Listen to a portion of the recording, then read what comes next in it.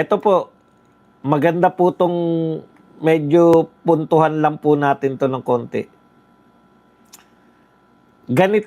Ganito na po yung mga sinasabi natin noon-noon pa. Kung totoong magnanakaw si VP Sara, ito paulit-ulit ako dito, nasaan yung mansyon, 'di ba? Sa Forbes Park, nasaan yung luxury cars, collection ng luxury cars, nasaan yung mga jets, mga helicopter. Oh, ito. Mula naman po kay Kefichu. The impeachment is dud because mag 20 days na wala pa rin anything explosive. Yan yung pangako ni Redon, yan yung pangako nila Luistro at ng team, prosecution team. Ang yabang-yabang nila nung nagsimula to.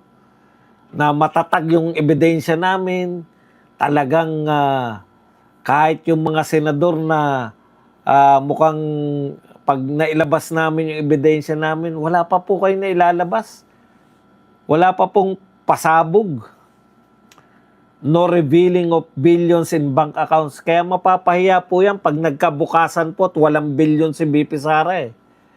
Yan ha, bintang nila, may billion po si BP Sara ha, sa bank account ha. Pag wala po sila nakita niya, sasabihin na naman na itago sa iba. No revealing of real estate properties at the Forbes or DASMA or US. No exposés of lavish collection of bags and watches and cars. O, di ba?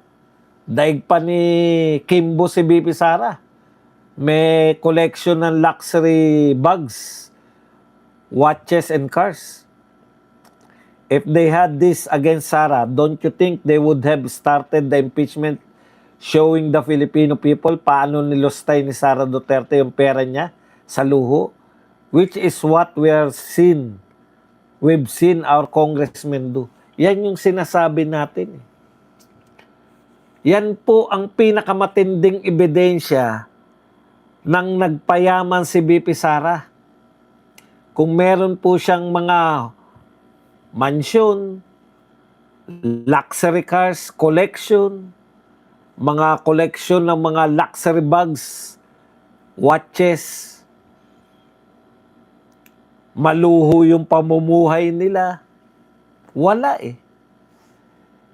Yung mga congressman, nakikita natin, di ba?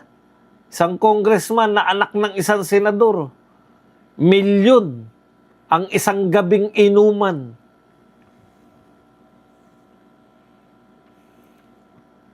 Mga anak ng kontraktor, nakikita po natin kung gaano po mabuhay sa ibang bansa.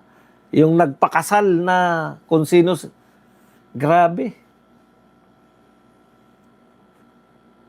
Wala po tayong nakikitang karangyaan sa mga Duterte. Alam niyo po, meron akong galit na galit talaga eh. May pumuna po kay Tatay Digong. Birthday ni Tatay Digong. May lechon sa lamesa. Bakit daw may lechon sa lamesa si Tatay Digong? Sabi ko, grabe naman itong mga to. Porket may lechon eh. Galing ba sa nakaw yung lechon na yan? Ako nga, kaya kong bumili ng lechon eh. Presidente. Hindi naman po, ang mga Duterte po, hindi naman po sila mahirap na mga tao para hindi maka-afford ng lechon. Ako nga, nag-birthday ako, may lechon ako eh. De leche nga. Lechon de leche nga lang. Oh.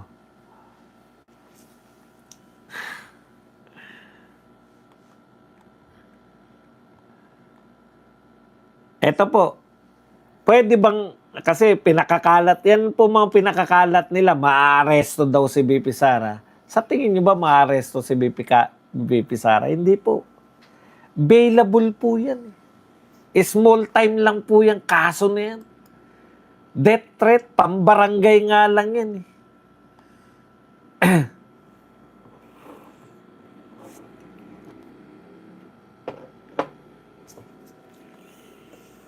Kasi daw Kasi daw anong tawag doon? Nagkakarenderya sila kunwari pautot lang daw yung karenderya nila. Alam niyo po sa mga probinsya, ganyan po ang mga kainan.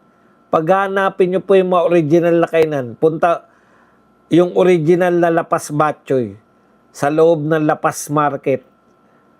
Oh. Ano ba yun? Mayamang restaurant ba yun? Yung itsura po nung original na Lapas Batchoy, parang karinderya lang. Kaya takanta sila, peke daw yung mga Duterte kasi papakita raw na kumakain sa karinderya. Masyado kayong Manila-centered. Sa Maynila kasi, di ba, sa Kamaynilaan, alam mo kagad itsura ng karinderya at saka itsura ng mga mamahaling restaurant. Diyan na lang sa BGC, yung kinakainan ko, di ba? Ng mga karinderya dyan. Kumpara nyo sa kinakainan ko rin. Ako rin, kumakain din ako rin. Pag dinalaw lang ako ng mga anak ko. Tsaka lang ako nakakakain doon sa, kada kain namin doon, 4,000, 6,000, anak ng pupa. Sa karinderya, pero sa probinsya, ibang usapan po. Halimbawa ako, Iloilo, punta ka, inahanap namin, di ba? Yung original na pansit molo. Oh, punta naman kami doon sa molo. Parang karinderya pa rin yung nagtitinda ng original na pansit molo. Wala pong distinction. Basta sa probinsya. Hindi po bukang karinderya nagpapaawa effect. Hindi po ganun. Talagang ganun ang mga dinadayo sa mga probinsya.